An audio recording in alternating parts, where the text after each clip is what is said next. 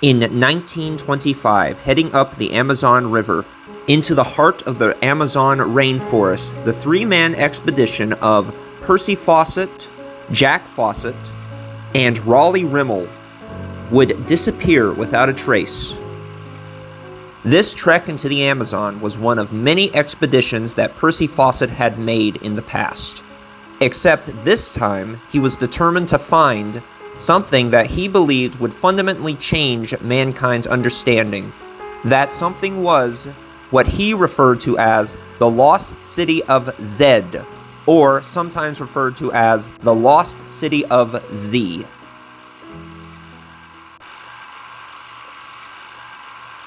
Because of the disappearance of the expedition, much has been speculated about what really happened. Does the new film, The Lost City of Z, portray Fawcett and his expedition accurately? And most importantly, how have these legends of lost cities influenced our society as well as archaeology?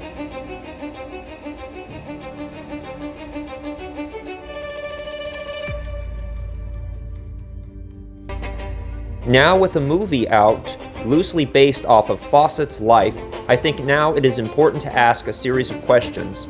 Where does the legend of a lost city come from? Who was Fawcett? And most importantly, how have these legends of lost cities influenced our society and culture today?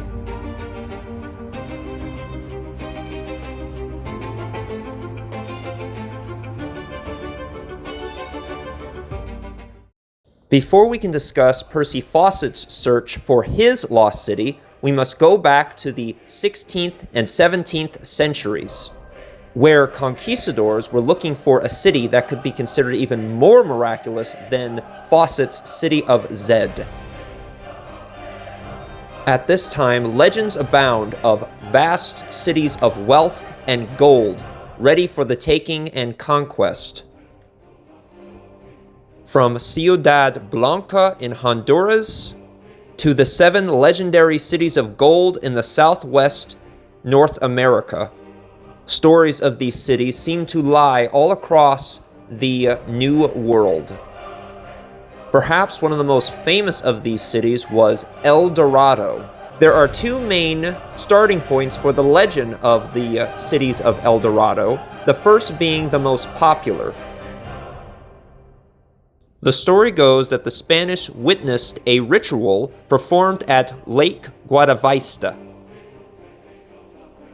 The Spanish witnessed a Muisca man jump into the lake caked with gold flakes or clad in gold, depending on the story. This man was revered to be an important chief or leader of the people and would later be referred to as El Dorado by the Spanish.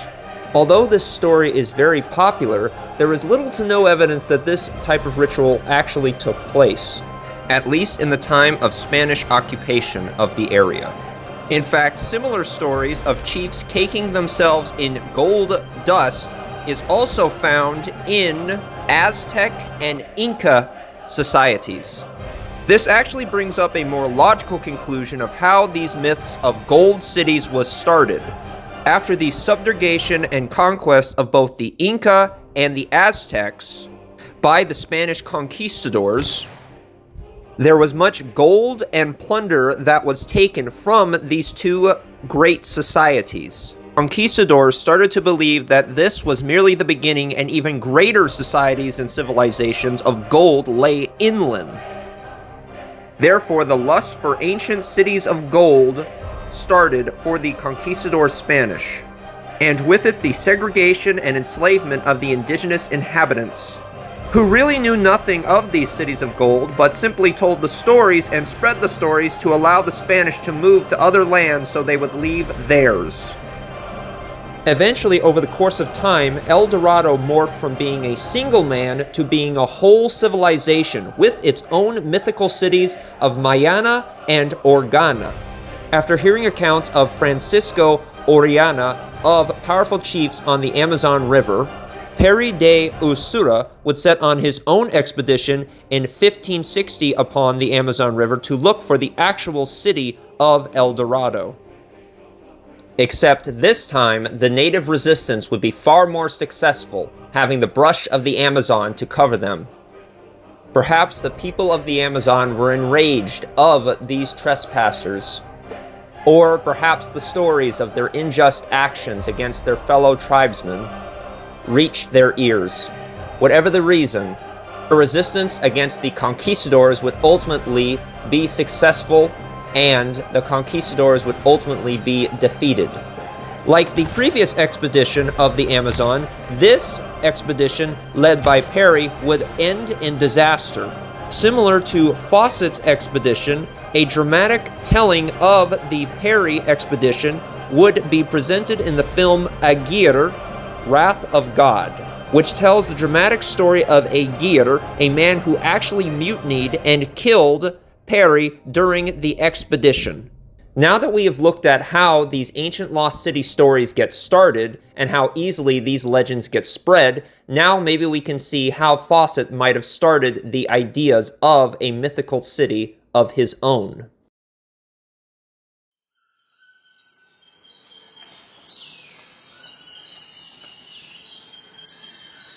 In the film The Lost City of Z, it does show various moments in Fawcett's early life which would eventually inspire him to come up with the idea of Zed. However, the movie does a lot of condensing.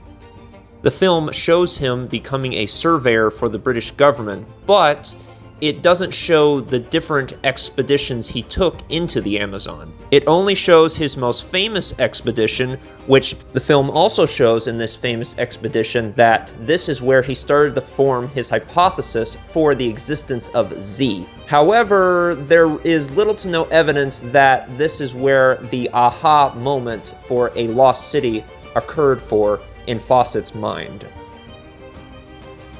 Now, Fawcett did use pottery shards, but he talked about them as a way as more of a supportive evidence towards more fantastical discoveries that he had found. One of these fantastical discoveries he had was an idol that he believed came from Zed, but he did not understand its origin or where it actually came from. In fact, the idol was given to him by Sir H. Rider Haggard, who was a fictitious pulp fiction writer. Haggard claimed to have gotten the idol from a man in Brazil, but didn't specify on the location.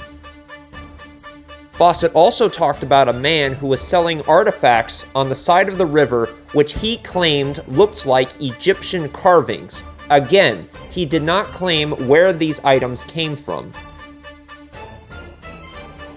Another thing that would capture Fawcett's attention is the stories of natives of an ancient lost city. Again, this is briefly shown in the movie, but we don't really get much of him exploring the different elements and stories of indigenous natives of the region. The reason for this lack in detail and stories that Fawcett used might be due to the fact that Fawcett was only really interested in one type of story. That story being of white natives or fair-skinned natives. Fawcett started to develop a very pseudoscientific idea about these legends of white natives. His idea was perhaps these fair-skinned natives were builders of an ancient lost society. Even though, however, a native did tell him that they were the builders of these lost societies, he disregarded these accounts, seeing that their skin was far too dark to understand anything about culture. If this is correct, it paints Fawcett in more of a xenophobic and more pseudoscientific light.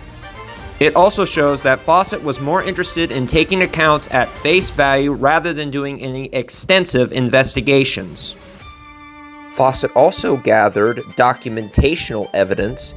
However, this documentational evidence was shoddy at best, and at worst, completely fictitious. There is a Portuguese account of a lost city, and this account is used in the movie. This document does in fact tell of a Portuguese expedition that found an ancient lost city in the Amazon, at which it describes large columns, structures, and other features, including hieroglyphs. But once again, the film glosses over the more fantastical elements that caught Fawcett's attention. These fantastical elements being that Fawcett believed that these structures were evidence of the lost civilization of Atlantis and a connection with Greece, because in the manuscript it also states that these are Greek-like structures with columns and slanted roofs. For some reason, the first element of evidence is not discussed in the film, even though it is more realistic. It discusses the expedition of Francisco de Orellana's up the Amazon River. Once again, we see that Fawcett took the realistic evidence and used it more or less to support the more fantastical evidence that he was gathering to support his hypothesis of the lost city of Zed.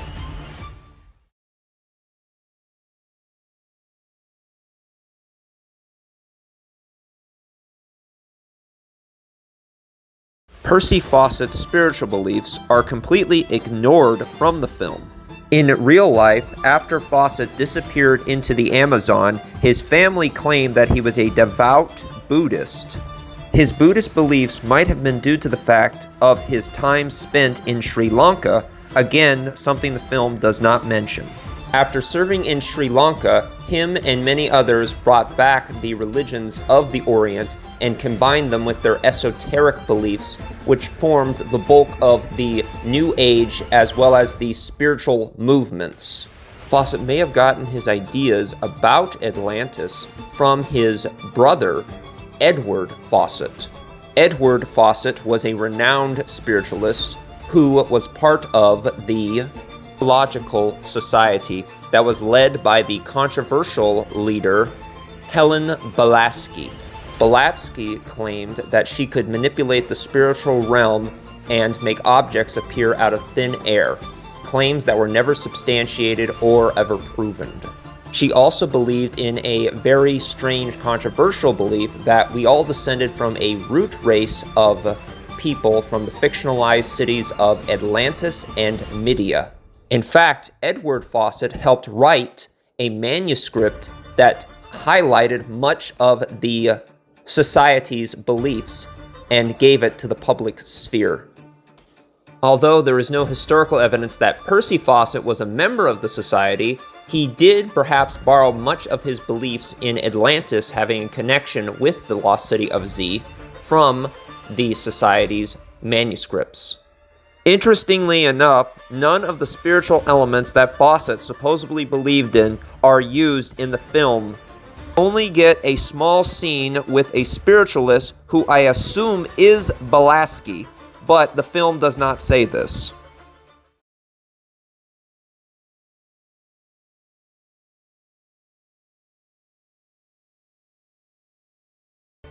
Emboldened with his quote-unquote evidence, fantastical and non-fantastical, Fawcett further trekked into the forest to try and find his lost city on numerous occasions, coming up empty almost every time.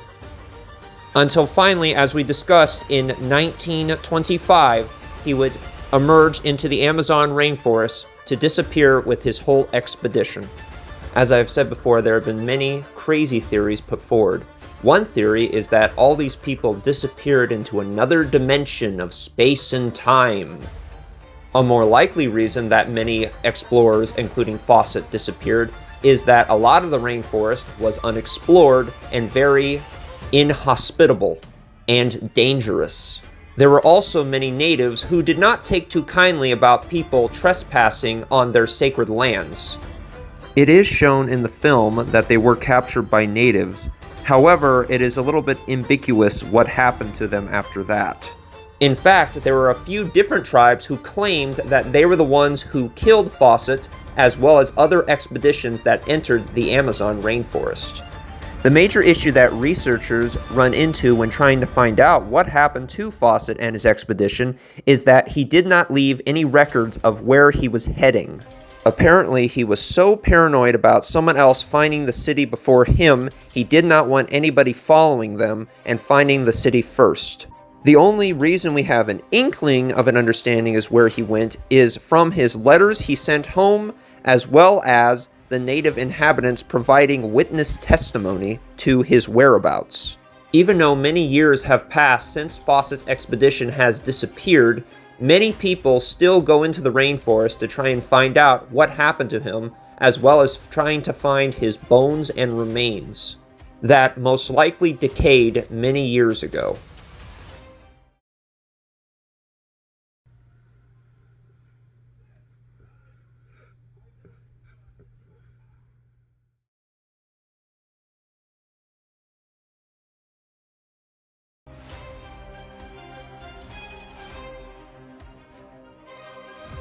The actual archaeology used in the Amazon has made some very interesting discoveries in recent times. In Fawcett's time, was far too inhospitable for advanced or extensive settlement. It was believed that the soil was far too acidic to sustain a major population. However, recent studies have shown that this previous notion is incorrect. In the early 2000s, extensive soil analysis was done near the Salamo River. The soil analyses revealed that there was tons of Amazonian dark earth, as well as carbon and other signs of habitation, including pottery and other artifacts that would have been used in settlements. They believe that the areas near this river could have been used for extensive agriculture, as the river floods makes this soil that is fertile and can be farmed. It would have been possible for much larger groups to be living in the Amazon. At the Llano de Mochos site in Bolivia, thanks to the help of LiDAR technology, they have found raised platform mounds, raised causeways, and an advanced canal network system. This new urban discovery suggests a more complex Cassaraic urbanized center and a more complex interconnected culture. The sites date to 500 to 1400 CE. The reason that this site is significant is that it has an urbanized structure, something that the other sites lack.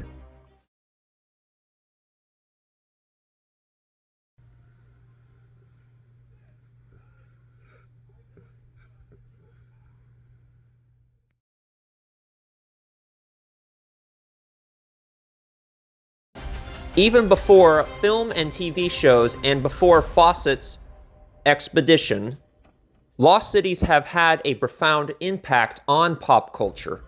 Stories such as The Nameless City or Search for Atlantis highlights this lost city trope in early literature.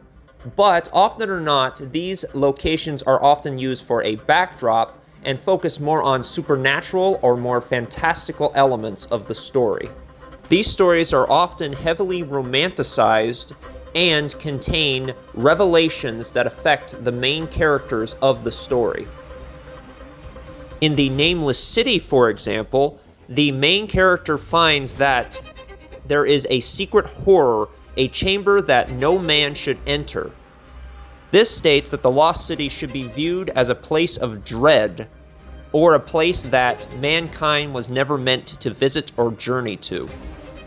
Of course, nowadays, the Lost City is viewed as a place of exploration and adventure, as well as treasure hunting. Unfortunately, either one of these narratives is kind of problematic and kind of view more of a colonialist aspect of the Lost City. When depicted as places of torment and dread, it's kind of saying, look at how archaic this ancient society is. They are viewed as places as part of a treasure hunt. The main aspects of the historical elements are often ignored about the ancient lost city. A very concerning issue about lost cities today in pop culture media is that often or not they'll take fictionalized cultural concepts and combine them with actual cultural concepts. A perfect example of this is in the movies El Dorado and Atlantis. In the animated picture El Dorado, they combine the Mayan ball game with the fictionalized city of El Dorado. Children who watch the film will probably make the connection of El Dorado to the Mayans. However, as we've discussed before in this video, El Dorado is a fictionalized city made up over the course of time, being associated with wealth. In the animated movie Atlantis, the people of the fictionalized lost city speak all the known languages of the world, such as English, French, and German. At first you might think this isn't really that big of a deal. However, it views a misconception about how languages develop over a course of time. Essentially, the movie is doing this to say that this is where all the known languages of the world came from, this one single solitary place. This does, of course, bring up the controversial pseudoscientific idea of hyperdiffusion, which is a discredited archaeological theory of the past that claims that all languages and cultures originated from one place, which is, of course, incorrect. Unfortunately, Fawcett's place in pop culture media might be more negative rather than positive. Even though there is a film that is trying to paint him in a more positive light, this, of course, cannot erase the past misconceptions of his beliefs on culture and his ideas about a lost city that may exist in the Amazon.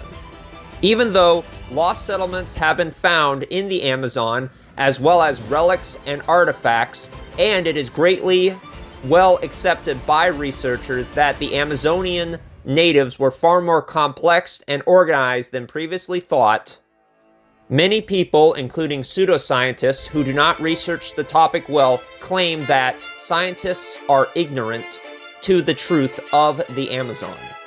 But as we have seen from research being done by archaeologists in the Amazon, this couldn't be further from the truth.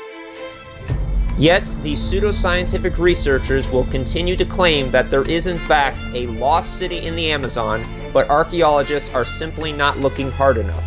And they themselves will continue to look for this lost city that most likely does not exist. Thank you for watching this rather lengthy video. I hope to make more content like this in the future. Like and subscribe, and I'll see you perhaps in the next video.